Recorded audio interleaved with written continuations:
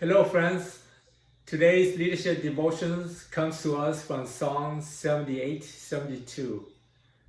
In Psalm 78-72, the word of God says, "So he shepherded them according to the integrity of his heart, and he guided them with his skillful hands."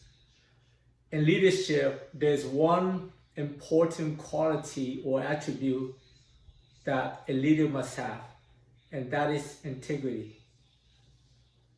As leader, we are called to shepherd God's church, God's people, with integrity, the same way that God called David to serve his people with integrity. So what is integrity? Cambridge English Dictionary defines integrity as the quality of being honest and having strong moral principles that you refuse to change. So integrity is about honesty. Integrity is about strong moral value, moral principle. It's about having these things within our hearts and mind and hold them dear and near to our hearts and mind without allowing others to persuade us to change. Whether you are a pastor, an elder, or serve in any other capacity in the church, it is God who called you and I into those positions.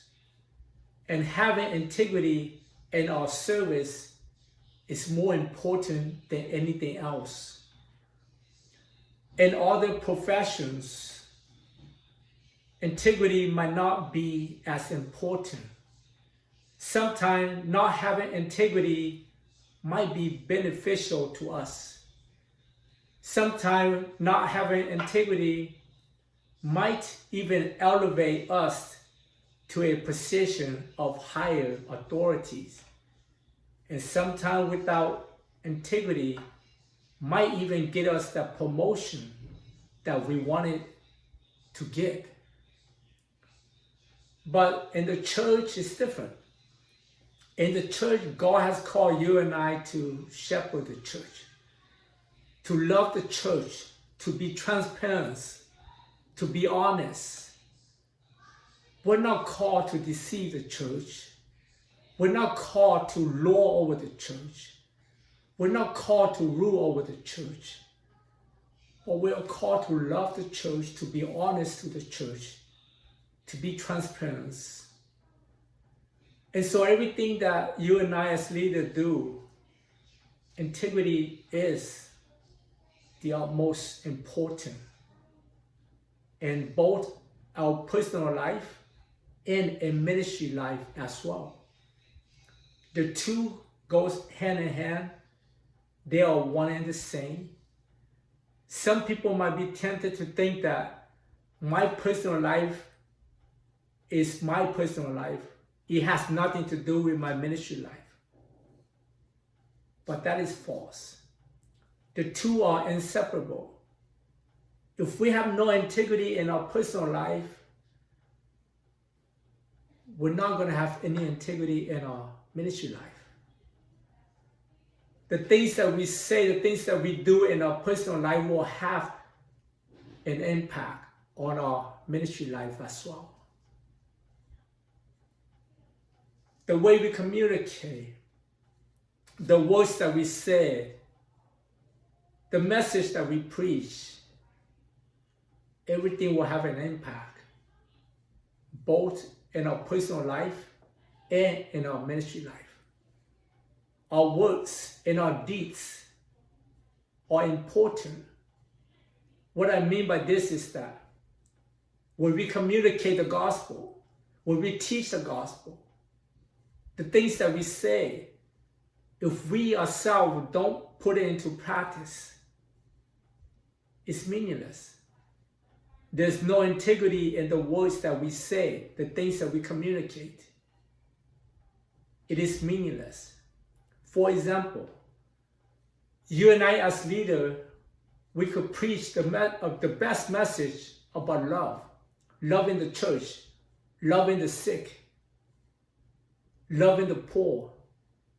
But if we don't go out there and loving the poor, loving the sick, and loving the church, what message is that? Is there integrity in that message? That message is meaningless. We could stand up and encourage the members to be faithful to God, to give to the church. But if you and I, who are leaders of the church, if we don't give to the church, is there integrity in our message? Is there any truth to our message? Our message is meaningless. So friends, you and I who are leaders, who God has called to shepherd his church, integrity is important. Integrity is being honest. Integrity is about moral principle that you and I have to be an example for others to follow. Our words have to have meanings. God has called you and I to serve as leaders in the church. And we must serve with integrity, the same way that God called David to serve his people with integrity. At the end of the message, I do want us to take some time for reflection. I want us to think about how important is integrity to you and I.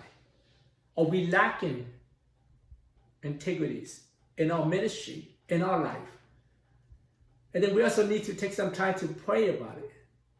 To pray that God will help us if we're lacking in anything or we fall short in anything. We should take time to pray for God to forgive us and to give us strength. But as we end, I do want to encourage all of us to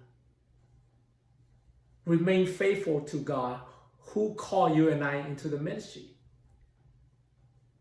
To serve his people with integrity.